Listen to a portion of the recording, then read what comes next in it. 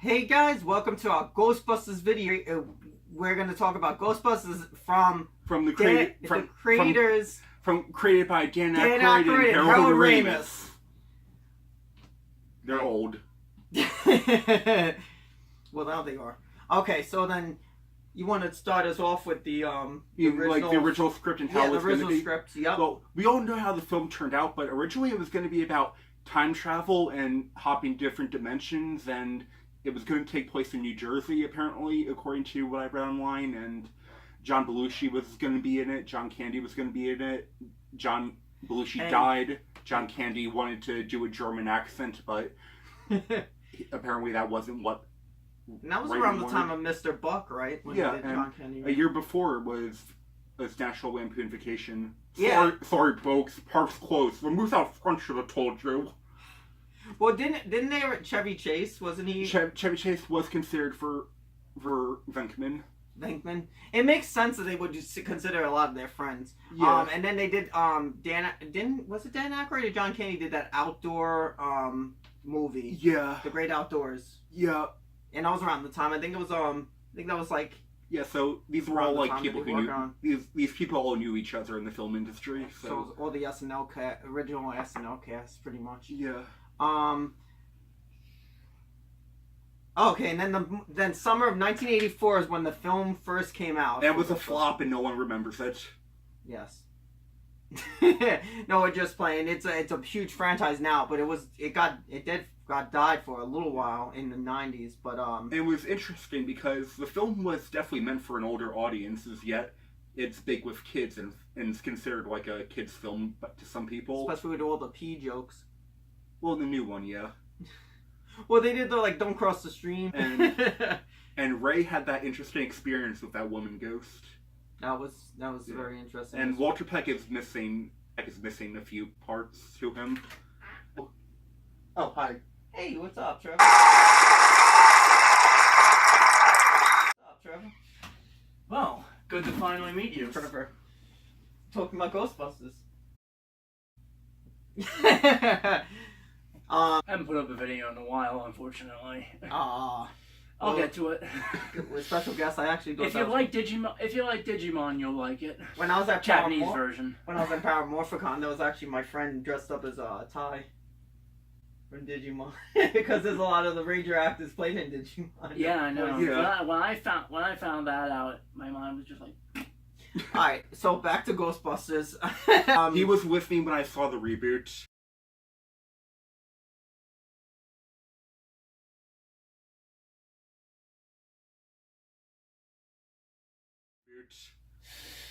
How was that experience?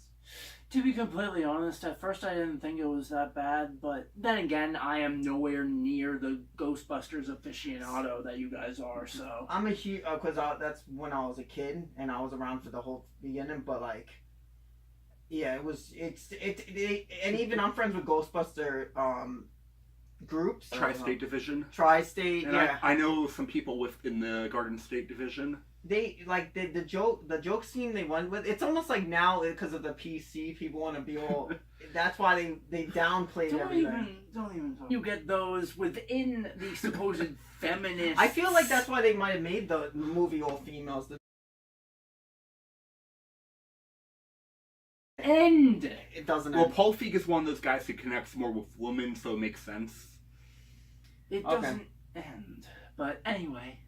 So we were getting up to talking about the series now. The animated series. When did that start? Well, that was 1986, and it was actually geared for more older audiences because if you watch any of the old 80s cartoons, they don't hold up and they feel too It's all on Netflix, by the way. Yeah. Oh yeah, you can check it out all on Netflix. And Netflix, we're around with if you want to subscribe.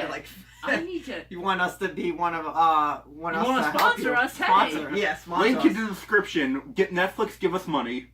If you watch the real Ghostbusters, it's actually. If you think of it as a kid's show, it's pretty intense and graphic with the demonic imagery. Oh yeah, and they go to a lot of like dark areas, and we're gonna be talking about this. We're gonna be talking about this. He's showing interest in my Power Ranger helmet. Yeah, that's all the Like, videos you can look at. We talk about Power Rangers. That's for later. And then Extreme Ghostbusters comes into play in 1997. 1997, and it was a much more darker take on the franchise. And I actually liked Extreme Ghostbusters. I thought it was really crazy because like certain people just left. Like Ray, I think Peter came back for like an episode. no, the Right? original cast came back in the final episode. Yeah, because I remember like they came back, but it was wasn't Egon his legs broken? No, that was a new character. He was like the new Ray type guy. Oh, it was like somebody they trained. Yeah, because then they went back to working at the college. Yeah, That's what it was. Yeah. and in a world where the supernatural is a big thing, no one showed interest in. Only a few students appeared in their supernatural studies class. That's yeah. You know, a world where the Stay Puft Marshmallow Man is a common historical fact. What were they supposed to do in the movie? In the original movie too, they were working in the college as psychologists, but it was like they literally it seemed like they put them into a garage. That this is where you're gonna work. Here's the thing: imagine if you're a college dean and you have all these people who are investigating the occult and dead people. Would you want them on campus? Yeah. It's the same thing with what's his face on the X-Files. Yeah. He's got all of this FBI experience and he's working for the FBI, but because the FBI doesn't believe in what he believes in, they're just like, oh, here's your office, here's your little space, go work on your aliens. That's what I feel like they did to them, and then I like what Peter did. He used it to hit on girls. He used the fact that he was. Hi, I know a lot about the metaphysical. What? FBI. Murdoch. Murdoch. I think the original. Yeah, I think it was Murdoch. There was an X-Files Ghostbusters crossover, and was there? It's funny because That's a thing. It's funny because it's about them. Not apparently the X-Files people don't believe in the supernatural yet. They're all fine with aliens. It's almost like that supernatural Scooby-Doo thing. When I thought that was hilarious. I need to see that. It's I funny. still need to see that. Because they go into their world and they think everything's not real, and then they find out ghosts exist and they're freaking out. Like the multiverse is a funny thing when you really take the time to analyze it. Well, I wouldn't say it's funny. I'd say it's weird. And when did that end? The Extreme Ghostbusters, I can't remember. 1998. 98. Okay. Oh, so it was only a year. Well, and what does exist? Oh yeah, they do exist. The M&Ms, they do exist. Mm-hmm. Yep, because every reality makes another parallel reality. And scientifically speaking, yeah. Because I like how in the Flash show how they describe it. They move on different frequencies. Yeah. It's like a radio. So that's like a good way of viewing the multiverse, that they're just different frequency, and that's why the Flash can vibe. So our special guest kind of interrupted us. Let's get to the video game. Oh, yeah, that's what I was going to get to. Okay, so the video game 2009 for Ghostbusters came out. It relaunched the franchise on new audiences. That was around the time Diamond Select started releasing toys. Like there was a big Stay Puft toy that you could get at Toys R Us, and the Mini-Mates came out. Yes.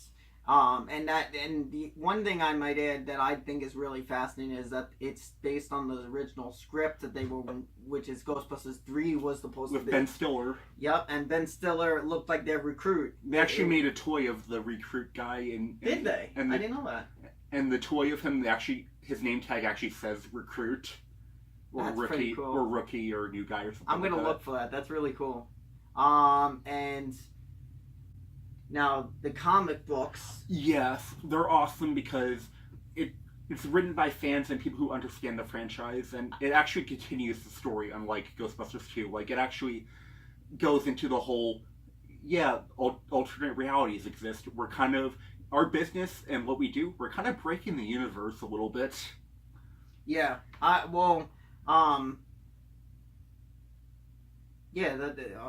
forgot what I was gonna say. Alright, so you go on. Basically, they established being a Ghostbuster means that you're messing up the multiverse, which resulted in multiple. Oh, that's what with the streams. That's what they were talking about. Because we have multiple team ups with the other, the cartoon, the Extreme Ghostbusters, the new reboot. They're all coexisting in the same universe. Is that what they said with the IDW? They were trying to say it all coexists. Yeah. So with people complaining about the reboot being a reboot, it's not a reboot. It's just a separate part of the multiverse of Ghostbusters. Yeah, I just didn't understand. Now, well, then we had TMNT to crossover. Yeah, because there was the Ninja Turtles crossover. That's really cool. I have to check out that, and if you guys get a chance, you can should check it borrow out them. too. I have all of them. Oh, cool. Yeah, I'm pretty sure TMNT has crossed over into everything imaginable at this point. And Power Rangers. Power Rangers. Hell, they're even in That was the worst part of In Space's season. I don't know. That was great for me as a kid because that actually introduced me to TMNT. It blew our minds. Well, I can see it.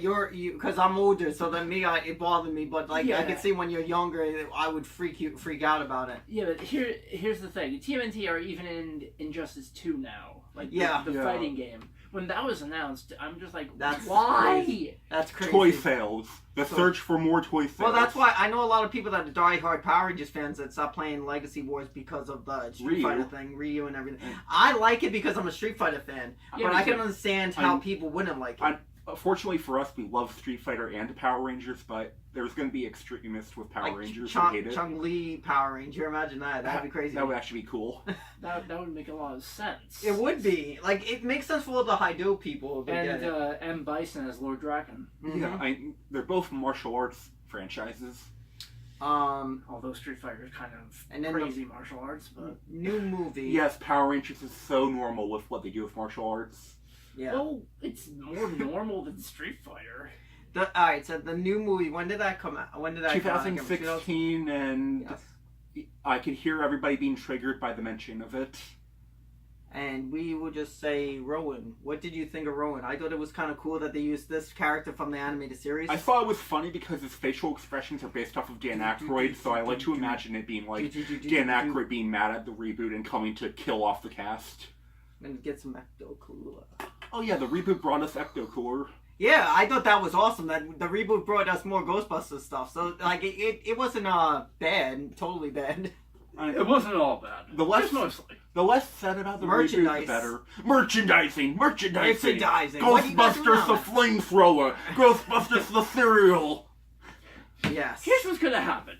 You're gonna take the brand Ghostbusters and you're gonna slap it onto everything. But the one thing I don't understand, what was with the wontons joke? I got one wonton. It was all improv. Oh, okay. It was all made up on the spot. Yeah, that was weird. I mean, Bill Murray was amazing at improv. These people, they're good actresses, but improv is hard. Yeah, I know. She was kind of weird. She was supposed to be the new Egon. She was kind of weird to me. Holtzman, she was weird. It was just kind of weird. I think Chris Hemsworth might have been the best part of this movie. Because I thought it was hilarious that he was just like an idiot, like answering phones, but he didn't even know how to answer the phone. Like, okay, don't listen to us. Okay, I won't listen. Yeah, and then he's like, yeah. Why are your glasses? Why do they have no glass? Oh, so I can stop cleaning them every day. Yeah, that's what I'm saying. Thor Ragnarok was a direct result of my. Wait, the Ghostbusters reboot's comedic tone is what caused Thor Ragnarok. So I, Chris Hemsworth. My role in Ghostbusters spawned arguably the best Thor film. Yeah. That's my attempt at Chris Hemsworth's voice. It's not that bad. It's not hard. For Asgard! For Asgard! For Asgard! I went to a place in New Jersey, what was it? Was it New Jersey or upstate New York called Valhalla. Oh, cool. It's called Valhalla. I think it was New Jersey. It might have been New York. Because when I went to pick up my uncle, it's like Valhalla, and I kept saying it, for Asgard! Thank you all for watching. Internet? No? Don't cross the streams. Don't cross the streams, guys. If someone asks you if you're a god, you say yes!